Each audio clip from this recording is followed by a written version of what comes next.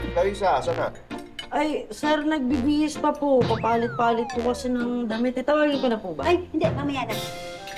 Kaya kita pinatawag kasi gusto ko sanang kausapin niyo si Clarissa. Eh, bakit ko tita? Eh, kasi di ba magdedebut na nga. Eh, kaso hanggang ngayon, hindi pa alam ko anong gustong gawin. Ayun, nakita mo yung damit lang, hindi makapag-desisyon. Debo pa kaya. Ngayon na nga, di tanong naman ako ng tanong. Pero ang sagot naman sa akin laging, hindi ko alam, ewan ko po. Nasa-stress na nga ako. Ba't ka na si stress? Eh, ako naman nag-aalala sa kanya. Kapag nag-aalala ka kasi ako nasasaktan. Nakita niyo. Hindi ka nakakatulong eh. Kausapin niyo na kapatid mo, parang hindi na ako nasasaktan. Tay, sakto papunta silang Jacob. Uy, patulong tayo, ha? Sige, tara. Grabe, no? 18 na, tapos magdadibo na, tapos may love life na yung baby. Si Clarissa may love life na. Si Chito wala pa din. Grabe!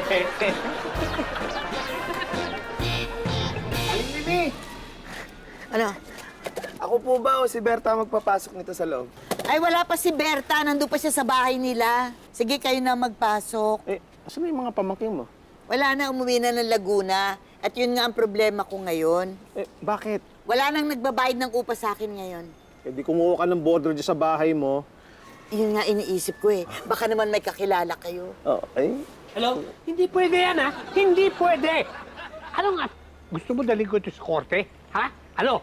Alam mo, kung ayaw mo mapahiya, ayusin mo yan! Bye! Sino kaaway mo? Oh, wala. Trabaho lang. Because you're now looking at the senior collection officer of the Gold Star Lending Company. Wow! Mang Tommy! Baka pwede ako extra dyan. Wah, magaling ka ba manakot ang tao? Opo! Gusto yung sample? Oo. Ikaw, Sir Patrick, ayaw mo magbayad ng utang? Magbayad ka ng utang mo kung ayaw mo pahiya. Gusto mo dalhin ko to sa korte? Ano? Magbabayad ka ba hindi? Magbayad ka! Ito na! Ito na! Teka, sandali. Bakit ako magbabayad? Wala mo lang akong utang sa'yo. Nag-audition lang kasi okay, Mang Tommy. Okay na ba, Mang Tommy? Very good. Sa susunod na collection ko, dadaling kita. Ang kapal din ng mukha mo, no? Ikaw nga may utang ka pa sa akin, maniningil ka pa ng utang sa iba. Well, that's why I'm very successful. Dahil alam ko lahat ng mga palusutan ng mga umuutang. Kaya, I make a lot of money. Talaga? Yes! Lot of money? Yes! Bayaran mo ang utang mo sa akin. Ngayon din. Asan ang lot of money mo? O, basta importante ang malaman natin kung saan gagawin yung debut at saka kung ano yung mga kailangan gawin.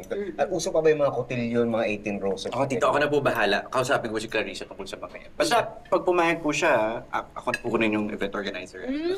Nirarakit mo pa si tatay, ah. Ay, grabe. Hindi ako magpapabayad, ah. Oy. Gagawin ko lang po to para sa aking future baby sister. Sira? Nagkakinilig. Eh, basta kausapin mo yung kapatid mo, ha? Tungkol saan po?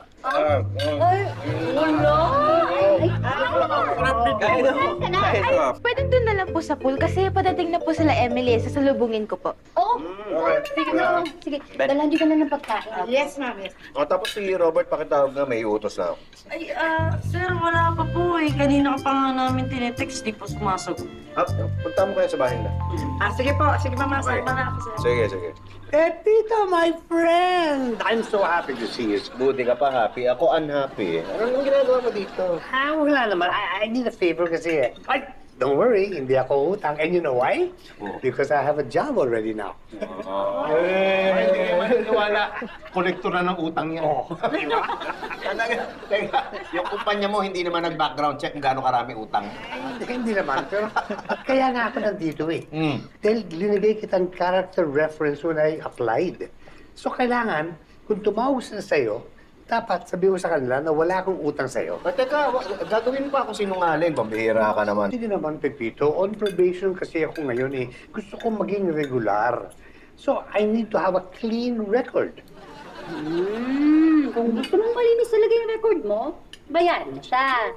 Di ba sabi mo sa akin, malaki-laki kinikita mo? Oo, yun naman pala eh. May kita ka naman Sige. pala eh. Babayad na ako, kaya lang. Kung tumawag sila, sabihin mo na nabayaran na kita. Oo, sasabihin ko yun. As soon as mahawakan ko yung bayad mo, Tommy, my friend.